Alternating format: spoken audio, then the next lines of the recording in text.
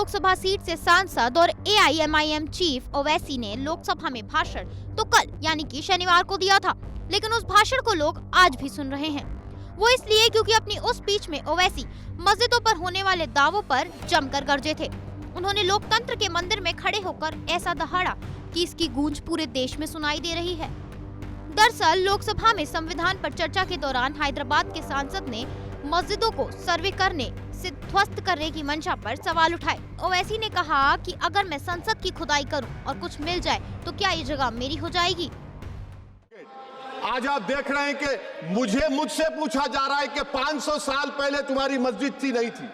ख्वाजा अजमेरी की दरगाह कह रहे नहीं है। अरे सर, अगर मैं इस पार्लियामेंट में खोद दूं, इसमें गड़ा कर दूं तो खाने जहां का हिस्सा मिलेगा तो मेरी हो जाएगी ये। आप बताइए। अब आप देखिए ये प्रोपोगेट क्या हो रहा है। अच्छा, जो तब्दीली मजहब का कानून, तब्दीली मजहब, मैं तब्दील मजहब नहीं कर सकता। सरकार से पूछना पड़ेगा मुझे अपना मजहब बदलने के लिए। अगर अंबेडकर आज जिंदा होते तो बाबा साहब को भी कहते कि आप जाकर परमिशन लो, तब मजहब बदलना पड़ेगा आपको। ये हालात आज यहाँ पर पैदा हो चुकी है। आपको याद हो तो ओवैसी से पहले सपा सुप्रीमो ने कुछ दिन पहले संसद में मस्जिदों और दरगाहों की खुदाई करने पर अफसोस जाहिर किया था। तब अखिलेश ने कहा था कि ये खुदाई देश के सौहार्द और भाईचारे को खो देगी।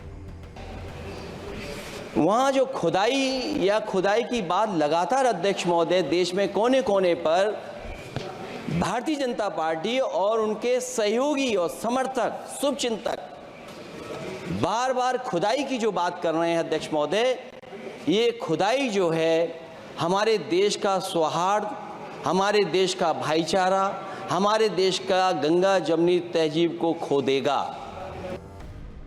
2 दिन पहले ही सुप्रीम कोर्ट ने प्लेसेस ऑफ वर्शिप एक्ट को लेकर दाखिल याचिका पर कहा था कि इन याचिकाओं पर सुनवाई खत्म होने तक किसी भी धार्मिक स्थल का सर्वेक्षण नहीं किया जाएगा।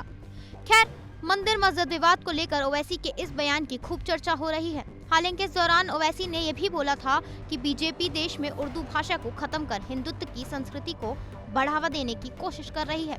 फिलहाल ओवैसी के इस बयान पर आप क्या सोचते हैं, हमें कमेंट कर जरूर बताएं।